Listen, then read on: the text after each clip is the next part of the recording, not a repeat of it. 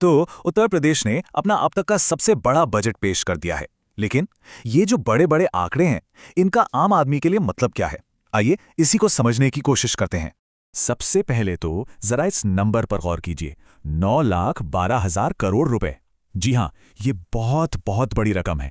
असल में ये उत्तर प्रदेश का आज तक का सबसे बड़ा बजट है। और ये नंबर ना सिर्फ एक आंकड़ा नहीं है, ये राज्य की आर्थिक ताकत और उसके इरादों का एक साफ साफ संकेत भी देता है। तो सवाल उठता है कि भाई इतने भारी भरकम बजट से आखिर होगा क्या, मिलेगा क्या? देखिए, कुछ बहुत बड़ी घोषणाएं हुई हैं, जैसे कि लड़कियों की शादी के लिए जो मदद मिलती थी उसे लगभग दुगना कर दिया गया है। होनहार छात्राओं को स्कूटर मिलेंगे, 10 लाख नौकरियों का वादा है। और हाँ, हेल्थ सेक्टर में भी एक बड़ा उछाल देखने को मिलेगा। आज की इस बातचीत में हम सबसे पहले बजट के साइज की बात करेंगे, फिर देखेंगे कि महिलाओं, युवाओं और किसानों के लिए इसमें क्या खास है।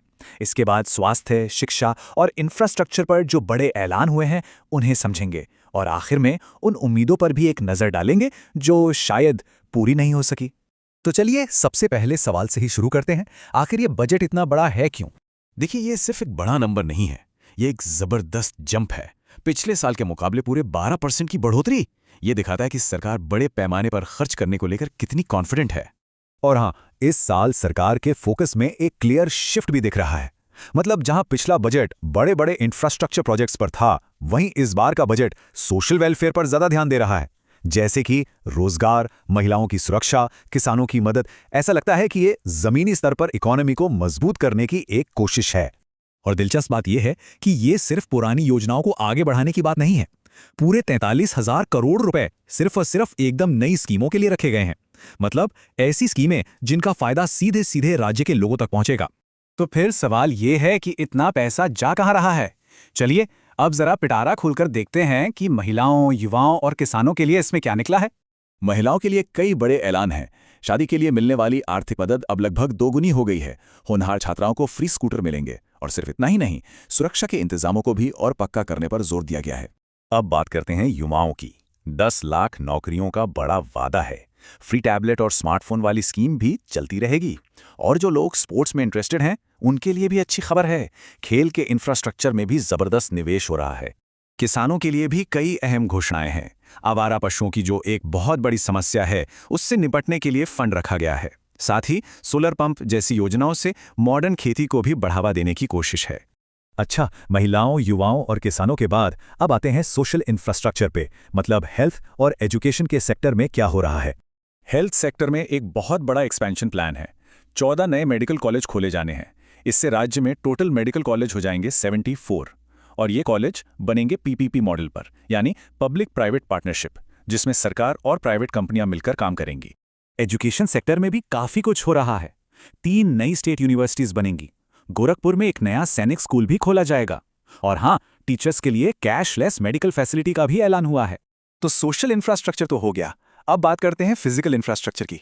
मतलब सड़कें, पुल, शहर, ये सब जो आज भी बजट का एक बहुत बड़ा हिस्सा है। अंदाजा लगाइए, पूरे बजट का करीब करीब 1/4 हिस्सा, 25%, ये सिर्फ और सिर्फ इंफ्रास्ट्रक्चर डेवलपमेंट पर खर्च होगा।